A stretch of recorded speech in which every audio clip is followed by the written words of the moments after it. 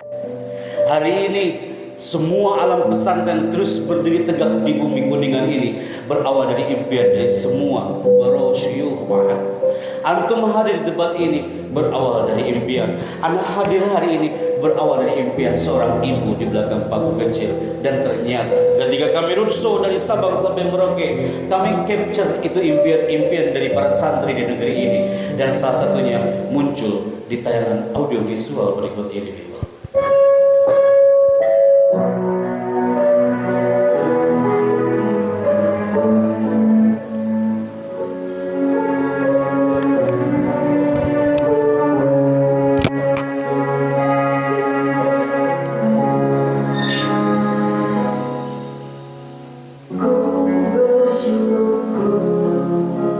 Anakku sayang, engkau menjadi hafiz Quran.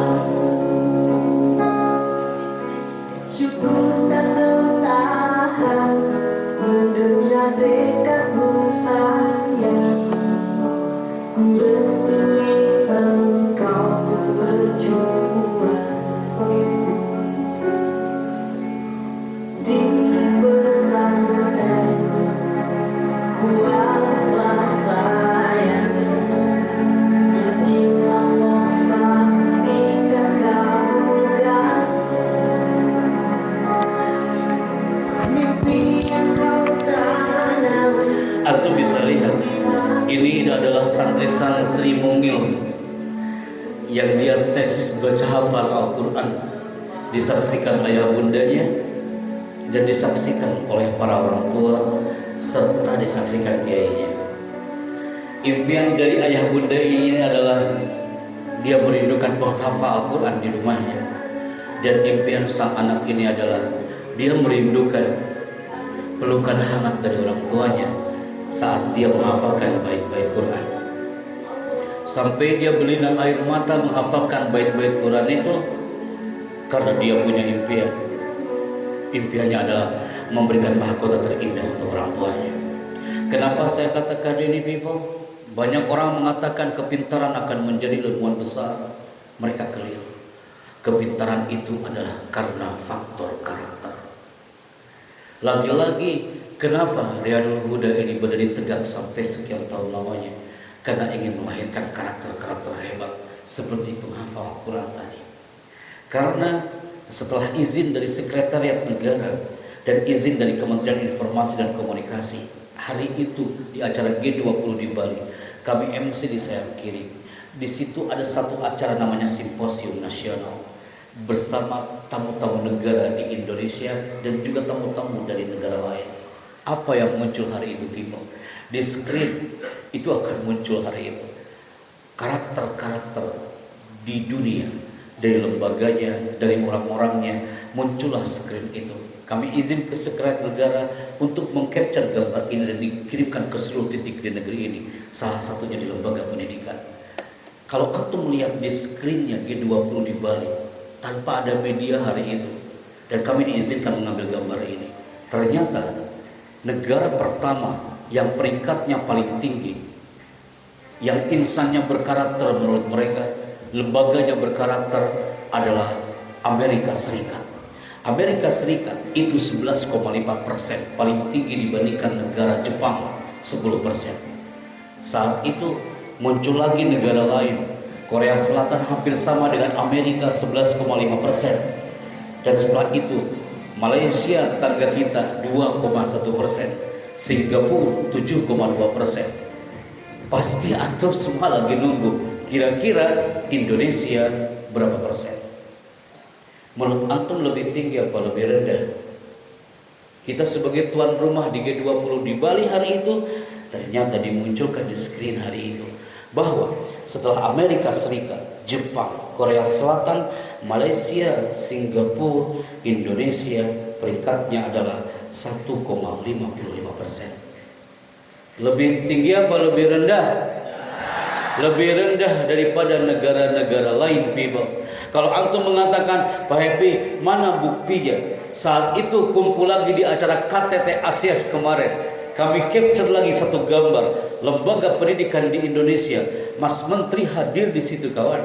Di situ terbukti bahwa potret pendidikan di Indonesia. Kenapa di Kuningan ini ada pesantren-pesantren yang hadir untuk hiasi bumi Kuningan ini? Karena ternyata salah satu goalnya adalah untuk mengangkat sebuah peringkat. Karena hasil studi program for International Student Indonesia PISA 2015, Indonesia adalah peringkat ke-64 dari 65 negara yang pendidikannya terburuk di dunia. Ini gak enak banget didengarnya kawan. Udah peringkat ke-64 dari 65 negara. Kalau peringkat ke-64 dari 215 mah tenang kawan. Iya maka ke-64 dari 65. Ini namanya sul khotimah. Gak enak di ujung. Antum bilang lagi, hei Pak Epi Chandra, janganlah kau main survei. Mana buktinya? Terbukti 3 tahun sebelum kami merapat ke zona Kuningan, kami diundang oleh satu pesantren, namanya adalah El Aitam Islamic School. Di mana Pak Epi Chandra? Di sini tempatnya, Lokmah di Aceh. Pak Direkturnya mengatakan, Pak Chandra, bisakah kau datang ke pesantren kami? Santri-santri kami hanya ingin mendengar kau bicara motivasi santri kami. Dengan senang hati Pak Kiai. Kami tunggu Pak Chandra di Lokmah. Kami flight aja dengan terbang bersama 10 tim menuju ke Banda Aceh. Di Bandara Belan Bintang Aceh, kami nunggu jemputan datang. Kok nggak ada yang ngejemput sudah 1 jam bunda? Ya kumaha cerita mana panitianya ini tadi telepon juga tidak ada yang angkat. Akhirnya datanglah orang-orang. Dia menggunakan seragam. Dia langsung mengatakan Assalamualaikum Pak Chandra dan tim kami siap mengantarkan Anda menuju ke lokasi. Kami diminta oleh Pak Kiai untuk mengantarkan Anda. Oh ini orang-orangnya. Dan mereka kostumnya seragam, tapi mereka menggunakan helm. Berarti transportasinya apa? Yang menjemputnya dia pakai apa? Pakai motor. Itu versi Kuningan. Di sana bukan motor kawan, bentor. Bentor itu becak motor. Seumur umur saya naik becak motor aja kan. Drivernya di samping, anak di sampingnya. Saya siunting halun Ustaz. Saya peluk itu laptop. Takutnya driver kemana, saya kemana kan bahaya. Kalau naik ojek mah kita peluk dari belakang, tukang ojek aman. Itu mas saya di sampingnya itu kumaha ceritanya sebenarnya. Jadi saya bisa ngobrol sama drivernya. 2 jam jalan sampai ke Selimum. Udah 2 jam kok gak nyampe-nyampe. Ke pesantrennya itu aja kan. Saya colek itu drivernya. Bang, udah 2 jam ini kok gak nyampe-nyampe. Tolong Bang Chandra, sabarlah kau. 3 jam lagi kita nyampe. Allah, nyebrang Ustaz. Anak udah pakai jas pula. Jas saya udah bau kenal Pak Ustaz di situ. Udah 3 jam nyebrang. Nyampelah kami ke lokasi Ustaz. Ada tulisan di situ, Welcome to Mr. Happy Chandra. Pakai tulisan karton aja kan. Welcome to Mr. Happy-nya hilang diguyur air hujan. Yang muncul cuma Chandranya doang di situ Ustaz. Saya nunggu aja itu di depan gapura hampir 30 menit kok kiainya nggak datanglah kiainya dari sebuah gubuk kecil. Dia teriak, "Hai, ahlan wa sahlan Pak Happy Chandra. Santri-santri kami pasti akan senang Pak Chandra. Waktu kau lagi ngasih motivasi untuk korban tsunami Aceh itu di Masjid Baitur Rahman, 2.500 menatap kau Pak Chandra. Santri kami duduk paling belakang ini, mereka hanya ingin berfoto dengan kau. Kok susahnya minta ampun Pak Chandra. Bapak keburu dibawa protokol gubernur hari itu. Pak Chandra, tolong tunggu sebentar, santri-santri kami lagi pada salat duha Pak Happy Chandra." Dengan senang hati Pak Kiai, kami tunggu di sini. Kami nunggu lagi. Mereka salat duha hampir setengah jam. Anak nunggu di sini. Keluarlah santri-santrinya dari sebuah gubuk kecil dengan jumlah santrinya berapa? 5 orang. 5 orang. Santrinya 5 orang, 5 santri. Tim kami berapa orang? 10 orang. Tim kami lebih banyak daripada santrinya. Apa kami mundur?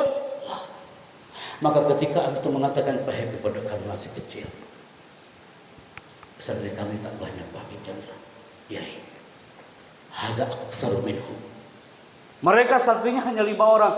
Apa kami mundur? La Riyadul Huda. Anak tetap itu menuju ke area kemana mereka pergi. Di mana kami ngasih motivasi acaranya. Saya Pak Chandra, sudah ada aulanya. Itu bukan aula kawan, itu gubuk kecil. Tapi mereka mengatakan ini aula kami Pak Chandra. Apakah ada sound system? Apakah ada hall? Apakah ada gedung seindah Riyadul Huda? Maaf. Akhirnya kami duduk depan 5 anak itu. Lesehan di atas tanah merah yang sudah kena air hujan. Kami mulai bicara depan 2 anak dan 3 anak lainnya. Kami katakan, nah Pak Chandra bangga ketemu kau hari ini. Kau ini orang-orang hebat. Dari alam Serambi Mekah, kau akan menjadi kebanggaan di negeri ini. Kau ngaji tiap hari 5 anak ini, pasti orang tuamu bangga sama kau nak. Kau ngaji Al-Quran, pasti orang tuamu bangga. Gara-gara anak bicara tentang orang tua, ini 2 anak gak mau tengok kita. Dia teriak sambil mengatakan, Pak Chandra jahat. Daripada Pak Chandra bicara tentang ibu depan kami, lebih baik Pak Chandra kau pulang lagi lah kau ke Jakarta, Pak Happy. Tak ada orang yang berani bicara tentang ibu depan kami, Pak Chandra. Pak Happy tahu orang tua kami ini sudah tak ada, Pak Chandra. Sejak gelombang tsunami Aceh, ibuku di atas lautan ombak, dia berteriak, "Nak, jika ibumu mati hari ini, nak, nanti kau harus bisa ngaji, anak ya." Aku ingat itu, Pak Happy Chandra. Aku ngaji di sini belum sanggup untuk mendengar kata ibu sahabat ini. Maka impianku Pak Happy Chandra, setelah kau selesai acaranya, jangan pulang dulu kau ke Jakarta, bawa kami ke tempat kuburan orang tua kami. Mereka dikuburkan di kuburan masal ini, Bibu. Satu lubang kuburan bersama 250 jenazah lainnya. Mereka semua potongan tubuh yang berkumpul dengan tubuh-tubuh lainnya. Dan satu anak ini orang Lokma, tubuhnya masih utuh dan dikasih batu nisan sebesar itu. Dan mereka berdoa, ya Rabb, ij'al qubrahu rawdatan min riyadil jinan. Jadikan kuburnya taman surga, ya Allah. Mereka ngaji sama seperti antum. Mereka cemburu dengan Riyadul Huda hari ini. Mereka pengen duduk manis teduh seperti antum. Karena apa? Di alam El-Aitam School, kami melihat mereka duduk manis sambil belajar ngasih motivasi di tempat ini. Ayah bunda, guru-guru yang kami hormati, ketika kami pamitan ini, anak langsung dia tarik jas kami sambil mengatakan, Pak Chandra mau nggak ngajar aku di sini? Atau melihat kelasnya, apa ada di Riyadul Huda yang kelasnya kayak gini? Kawan, nggak ada. Apa ada di Riyadul Huda yang kelasnya ketika antum belajar seperti mereka, kehujanan dan kepanasan? Ana baru bicara sama mereka, nah, manjada wajada. Mereka teriak manjada wajada. Habis teriak tiba-tiba hujan deras banget. Kami kehujanan aja kan. Tapi mereka walaupun kehujanan, tapi mereka tetap berdiri tegak. Dan mereka mengatakan, lanjut Pak Happy Chandra, saya siap untuk belajar bersama kau hari ini. Ana yang menggigil kedinginan. Ana suruh asisten ngambil jas hujan di bentor, bro, ambil jas hujan di bentor. Ana pakai jas hujan, ketika ana pakai jas hujan, dia teriak lagi, Pak Chandra ini manja kali kau ini. Bapak baru kena air hujan 5 menit pakai jas hujan. Kami Pak Chandra kehujanan di tempat ini 5 tahun dan kering lagi di sini selama 5 tahun lamanya. Mereka laksana Spiderman. Antum lihat Spiderman kan? Ini Spiderman kan? Mereka berangkat ke sekolah, Kak. Kami capture sampai ke Timika, Papua, Kak. Anak-anak pesantren berangkat ke sekolah pakai apa, Kak? Pakai tali. Di Rangkas Bitung juga masih ada yang kayak gitu. Mereka sampai kayak gini, nyawa taruhannya. Mereka berangkat ke sekolah sampai kayak gini, kawan. Apa ada di Riyadul Huda antum belajar ke pesantren anak MTS SMA? Antum pakai tali sana dari sumber, landing di depan sini. Gak ada. Antum mau bersyukur. Maksudnya apa Pak Happy Chandra kau ceritakan ini? Ini cerita liyabluwani aashkur am akfur. Bersyukur untuk punya Riyadul Huda, dan jangan sampai antum kufur dengan nikmat Allah. Hadza wallahu a'lam bissawab. Tepuk tangan untuk kita semuanya. Maka kita ada break kan? Ada break kan? Ada break. Karangnya peserta. Antum mau break apa lanjut? Luar biasa. Mau break apa lanjut? Oke. Kalau begitu lanjut di 1 jam terakhir sebelum anak close this moment. Maka segmen hari ini membawa antum berselancar bahwa ketika antum ditanya, what is your dream? Apakah impian antum sama seperti anak Aceh? Pasti antum bilang, Pak Epi Chandra, impian saya adalah saya ingin membahagiakan orang tua saya. Pasti itu. Ketika antum tanya lagi, what is your dream? Apa impianmu? Pasti antum sama dengan satu anak yang saya tunjuk ini. Dia anak dari Situbondo. Dia mengatakan maju ke depan, Pak Chandra, impianku satu, Pak Epi Chandra. Karena orang tuaku tidak ada, maka impianku adalah, ya Allah, haramkan wajah ayahku dan ibuku dari disambar oleh api neraka, dan kurniakan buatnya surga tanpa hisab. Semua punya impian. Antum punya impian, Riyadul Huda punya impian, ana juga punya impian. Impian itu kadang terungkap ada depan gurunya, ada depan orang tuanya, dan impian itu terungkap kadang di depan seorang kakak kita sendiri.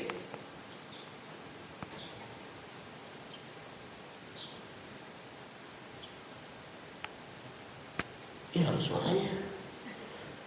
Ada audionya hilang kah?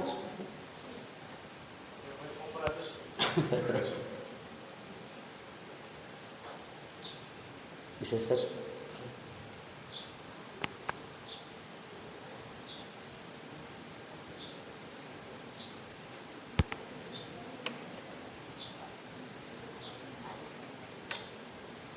Jadi semua punya impian. Ada seorang adik, dan adik itu dia bercerita terhadap kakaknya. Dan impian itu muncul dari impian dari seorang adik ketika dia curhat terhadap kakaknya. Kita standby-kan dulu audionya biar dilingkan ke frekuensi 102.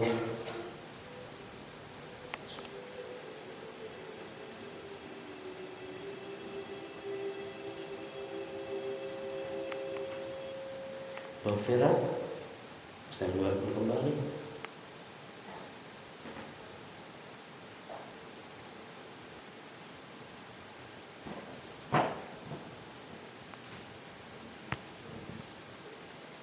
Ini pakai Bluetooth ya? Hah? Apa ini Bluetooth ya? Oke, kita sambungkan kembali.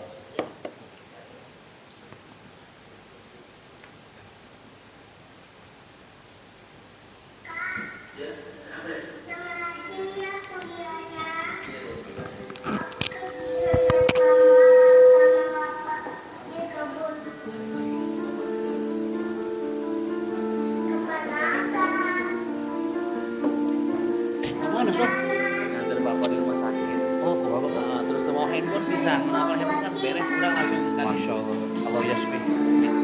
Murahnya soalnya. Itu berapa? Langsung balik ya. Sok aku fokus dulu ke bapak. Sok ya. Sifat Allah.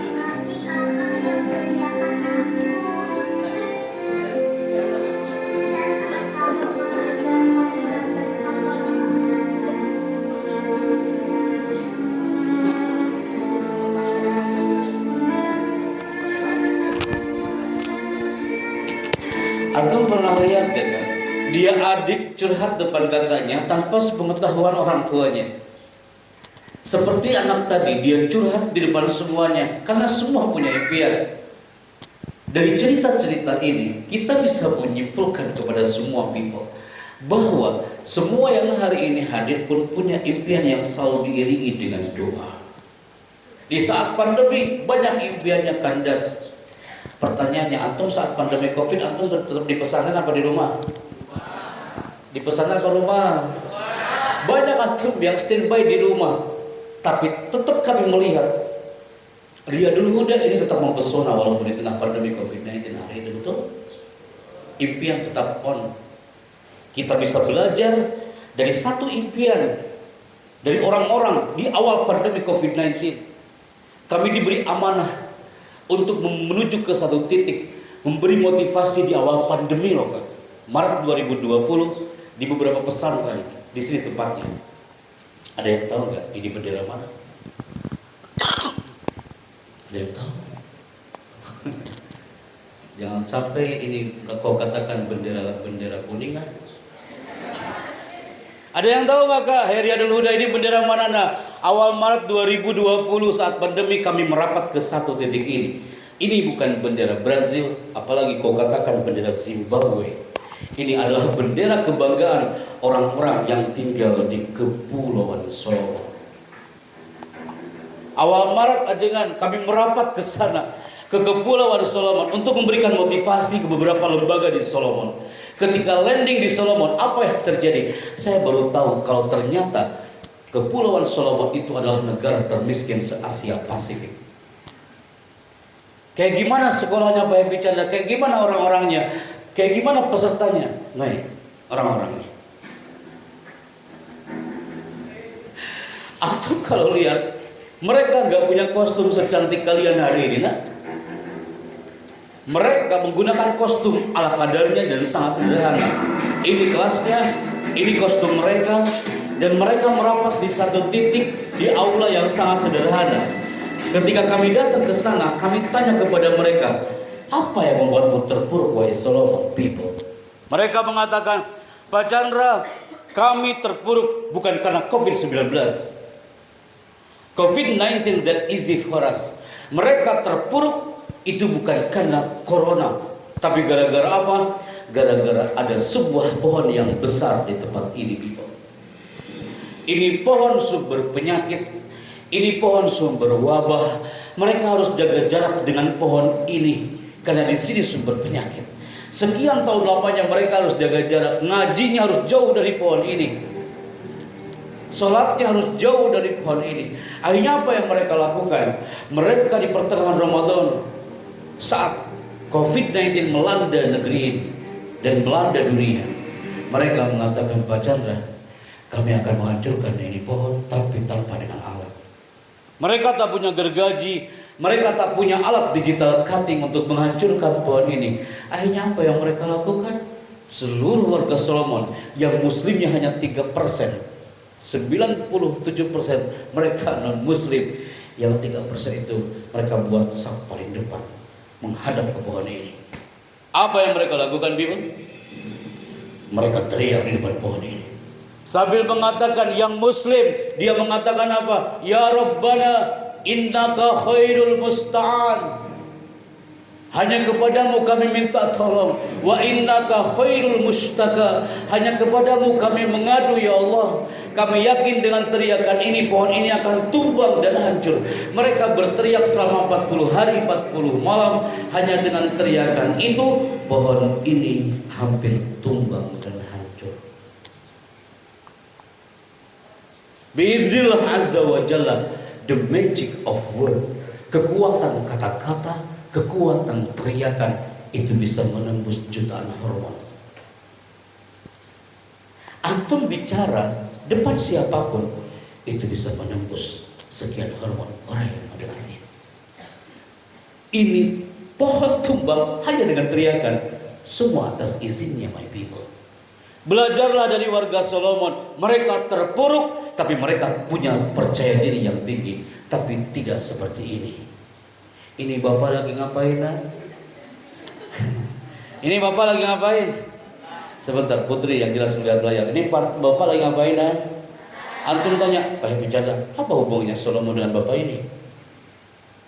Nah, andaikan hari ini ada orang tuamu, seminar parenting hari itu, Ustazah, sayap kanan anak-anaknya, sayap kiri orang tuanya. Kami katakan kepada orang tua santri hari itu, Bu, anak tak ridho, tak rela kalau santri-santrimu di rumah banyak teriakan-teriakan yang tidak elok. Di Solomon, pohon aja diteriakin, tumbang.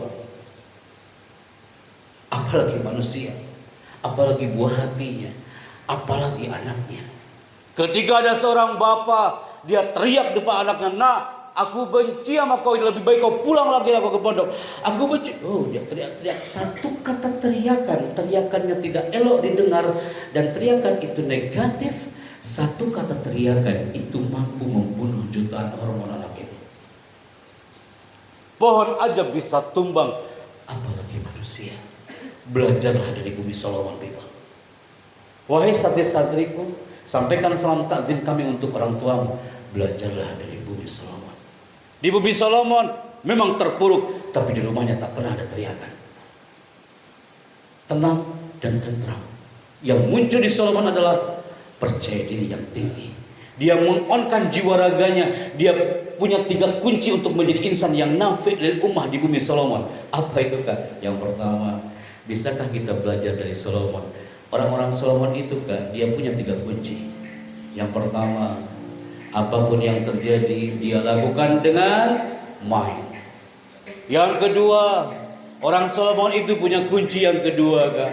Yang muslimnya 3%, tapi kalau mereka sholat betul-betul sholatnya dengan hati, sujudnya dengan hati. Dia berdoa tak hanya tangan dan mata yang dia gerakkan, tapi hatinya ikut bergerak. Dia teriak kepada Allah, pohon aja tumbang hanya dengan teriakan. Yang ketiga, orang Solomon punya kunci yang ketiga. Apa itu? Spirit. Apapun yang terjadi, spirit. Maka Riyadul Huda juga sama. Antum keep 3 kunci ini. Antum masih ingat? Anak off-kan nih Kak tulisannya. Yang pertama apa nah? Amazing. Yang kedua apa? Like this. Yang ketiga apa? Mind, heart, spirit. Bangun di pagi hari, sambutlah dengan mind. Antum masuk ke kelas, sambutlah dengan hati. Kosongkan gelasmu, terima materi pagi-pagi itu dari sang kiai dan isi dengan air yang jernih. Kau teguk dalam jiwa ragamu, hatimu akan terus on people. Apapun yang terjadi, antum harus punya spirit. Antum bilang, Pak Happy Chandra, aku banyak masalah. Simpan semua masalahmu. Yang muncul adalah spiritmu people. Belajarlah dari bumi Solomon. Antum harus punya percaya diri, tak ada keraguan untuk melawan. Dan yang ketiga, belajar dari orang Solomon. Apa itu? Kalau antum masih mengatakan, Pak Happy, saya itu orang Kuningan, saya mah rumahnya kecil Pak Happy. Rumah saya kecil, kendaraan saya kecil, sendal saya kecil. Kalau antum masih teriak kayak gitu, berarti antum belum belajar dari bidak catur ini. Antum kalau main catur dulu, ini pion kecil kawan, tapi dalam permainannya dia nggak boleh mundur. Maka antum juga sama. Kalau antum masih mengatakan, tapi saya mah nggak punya PD, saya mah nggak percaya diri, saya mau rumahnya kecil, keluarga kecil. Belajarlah dari bidak catur ini. Maka apa? Akhirnya ketika kami keliling ke titik negeri ini, dari Sabang sampai Merauke, terakhir di Timika saat PON hari itu, kami mengcapture santri-santri di pesantren di Indonesia. Ada di antara antum pun hari ini, hampir 2 jam anak bicara, ada di antara antum yang selama berada di Riyadul Huda ini, dia bahagia banget seperti 2 kawan kita ini. Happy banget, happy karena ada Happy Chandra hari ini ya. Ada di antara antum, bahagia banget di pesantren. Dia bertahan di pesantren daripada di rumahnya. Tapi yang paling bahaya, jangan sampai nih Kak, sebelum anak turun dari stage ini, ada di antara antum yang selama berada di pesantren, tapi antum biasa-biasa aja. Bangun pagi-pagi biasa aja, ngajinya biasa aja, ngafalinnya biasa aja. Nanti ditanya malaikat munkar nakir, man rabbuka, jawabannya biasa saja. Biasa saja. Kalau antum biasa saja, pasti hasilnya biasa saja. Wallahi kawan. Hukum alam people. Ada hari ini harus luar biasa, biar antum mendengarnya luar biasa. That a bit back. Yang ketiga, cemas. Antum hari ini ada yang cemas gara-gara laser warna merah. Takut banget. Kalimat thayyibah antum baca tadi banyak banget. Yang paling bahaya lagi apa? Nih, ini dia. Lelah. Sok, andekan nih Kak 250 orang sama hipno. Kami hipno hari ini, pasti ada di antara antum kena hipnonya, kena korteksnya dan teriak, Pak Chandra, wallahi Pak Chandra, saya lelah di pondok ini Ustaz. Ayo. Kalau antum masih berteriak lelah dan larut dalam kelelahan, khawatirnya lama-lama lillahnya akan hilang. Ana ulangi lagi nah, lelah wajar bager kasep gelis, tapi larut dalam kelelahan itu yang bahaya. Bukankah itu ungkapan Imam Asy-Syafi'i? Apa itu ungkapannya? Nih, dibaca ya sayang ya.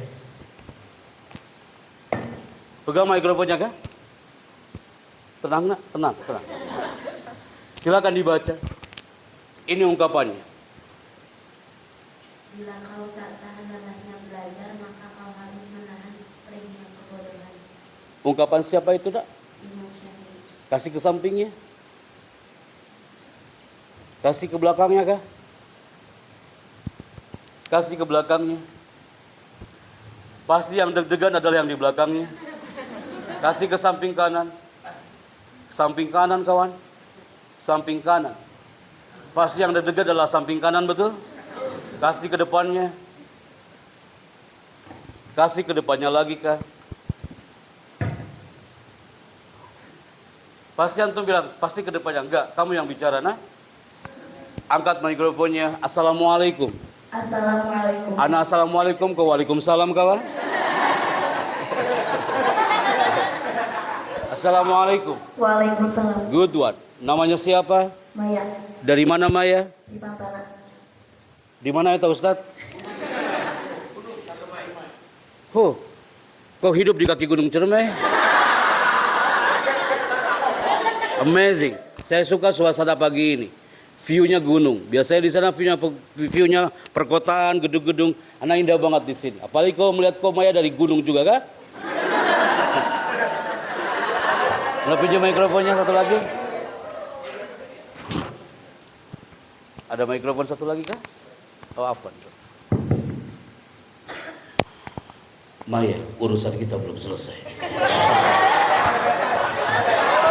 Maya, dibaca narasi ini, pasti Maya udah siap membaca sama seperti kakak kita yang di depan. Maksud Ana, ini dia. Saya tunggu sampai azan zuhur dikumandangkan Maya. Silakan nak, stand by. Belajar memang membuat lelah, tapi jika tidak pernah belajar, suatu hari nanti hidup kita akan jauh lebih melelahkan. Closing, terima kasih, saya Happy Chandra, sampai jumpa. Saya ulangi, terima kasih, saya Happy Chandra, sampai jumpa. Saya ulangi lagi, sabar ya Allah. Maya, terima kasih, saya Happy Chandra, sampai jumpa. Terima kasih, saya Maya. Sampai jumpa. Iya, tepuk tangan buat Maya hari ini. Saya pinjam mikrofonnya. Thank you.